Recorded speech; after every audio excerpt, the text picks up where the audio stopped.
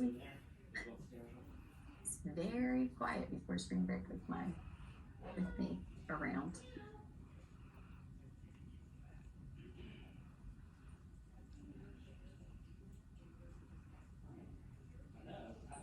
We'll give everybody a couple more minutes.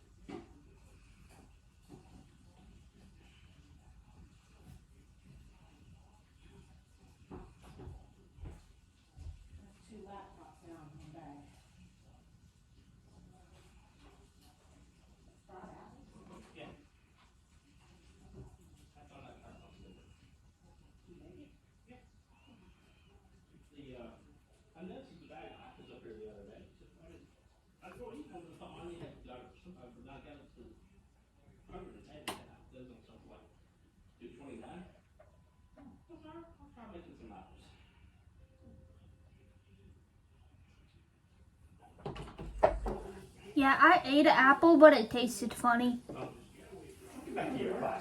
It's not started yet. What's that?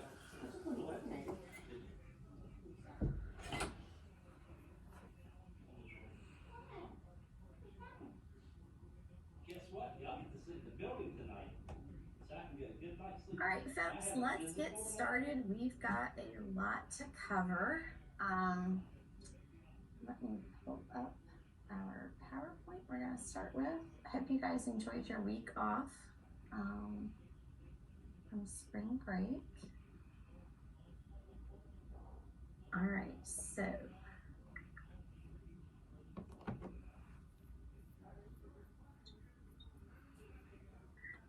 here we go. So I want to just recap on where we've been and where we are headed. So far, we have learned about social and emotional development in young children, how to create positive and nurturing relationships with each child, strategies which support and facilitate a sense of community within the classroom, various forms of verbal and nonverbal communication, guidance practices and strategies that are respectful, meet the emotional needs of individual children, clearly communicate expectations. How important building positive, How important building positive collaborative relationships with children's families with regard to guiding behavior. How the role of family, environment, culture, and society impacts child behavior, and how assessment, observation, and evaluation strategies, both formal and informal, provide information to assist with guiding behavior. So that's what we've done so far, halfway through this class. Today, we're going to define self-regulation in young children and describe strategies that can be used in an early childhood classroom to aid children in their ability to self-regulate, and guidance practices and strategies that are respectful, meet the emotional needs of individual children, and clearly communicate expectations. Okay, so here we go. Teaching social emotional. All right, so here's this pyramid. In education, you're gonna see a pyramid model throughout. Positive behavior supports are really popular nationwide. And so I wanna make sure that you understand this piece here. So down here at the bottom in this kind of greenish, grayish color, darker green here, these are universal. They are promotion for all children. You've got nurturing and responsive relationships, high quality supportive environments. That's going to be, again, about 80% of the population, okay? What you put in place here at this bottom level will work for about 80%. Then you've got the secondary prevention for some children, about 15% of the population here. You're going to use targeted social, emotional supports, and then this top intensive intervention is going to be about 5% of the population, okay? So, we are going to be talking about right here in the middle, this targeted social, emotional supports. For those kids that are at this level, they're getting everything down here at this bottom level, plus this. The ones in the top, they're getting the intensive as well as the targeted, as well as the high quality and the nurturing and responsive. Okay? It all builds up. So let's talk for a minute. I want to hear from each of you. What social skills do children need as they enter school? I want to hear one from everybody. What social skills do children need as they enter school? Yeah, Jillian, let's hear what you've got to say. I was gonna say getting to know other people and learning that other, well, especially their peers, have different ways of doing things like playing and whatnot. Okay, so just kind of general getting along, and there are different ways to do things, right? All right, what else? Let me hear from somebody else. Yeah, Madison. Like knowing to not hit or do things like that to other children. Not hitting, okay. What else? Amber. Knowing to use like kind words to our friends and classmates. So kind words. All right. Peyton and Kirsten. Peyton, let me hear from you. Know when to take turns and not talk over their classmates. All right, turn taking. That's one. Turn taking. All right. What else? Kirsten, let me hear from you. Put something about their like emotions. Be something Like, what about their emotions? like how to I don't know about like talk, but like maybe Label Like- their emotions. label their emotions. All right, that's a good one. Label emotions. All right. Do you think sharing might be a good social skill? Probably sharing might be one. All right, so key social emotional skills children need as they enter school. So this is what research says. They need to have confidence. They need to know that, okay, I can do this. That's that confidence we want to see.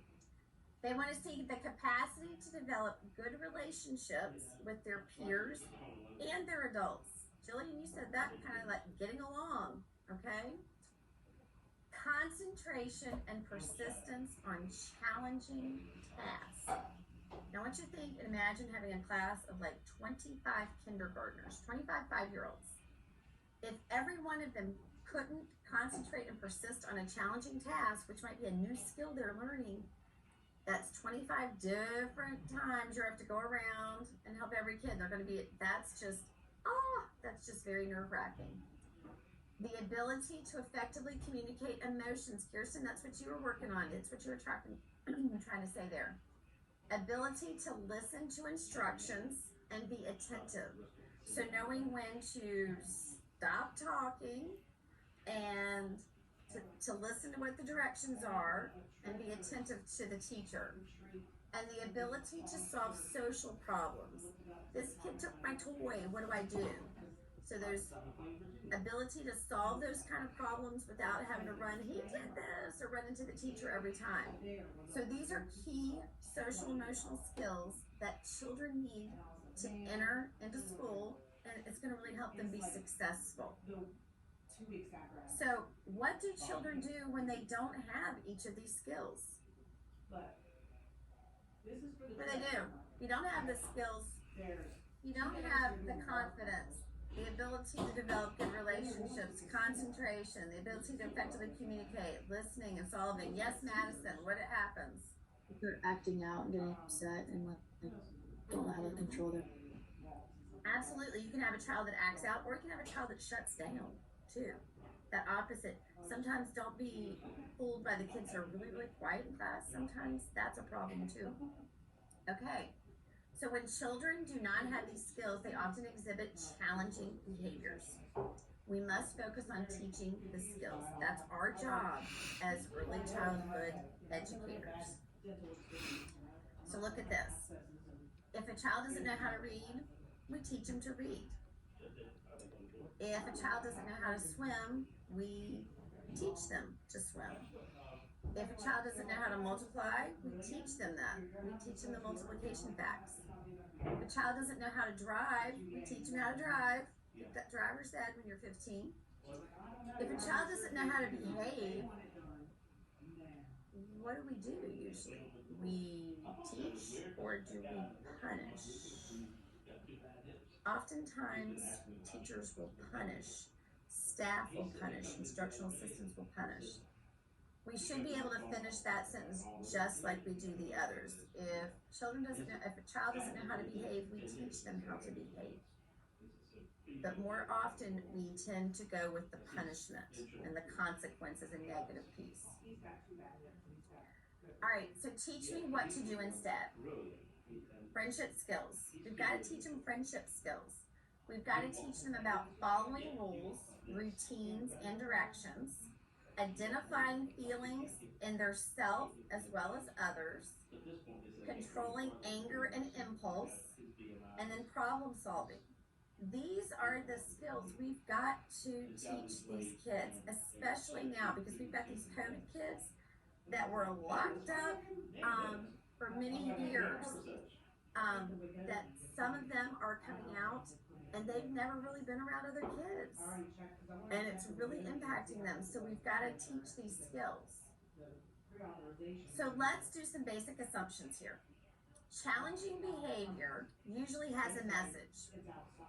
I'm bored, I'm sad, you hurt my feelings, or I need some attention. Typically, that's what that challenging behavior they're trying to say with challenging behavior.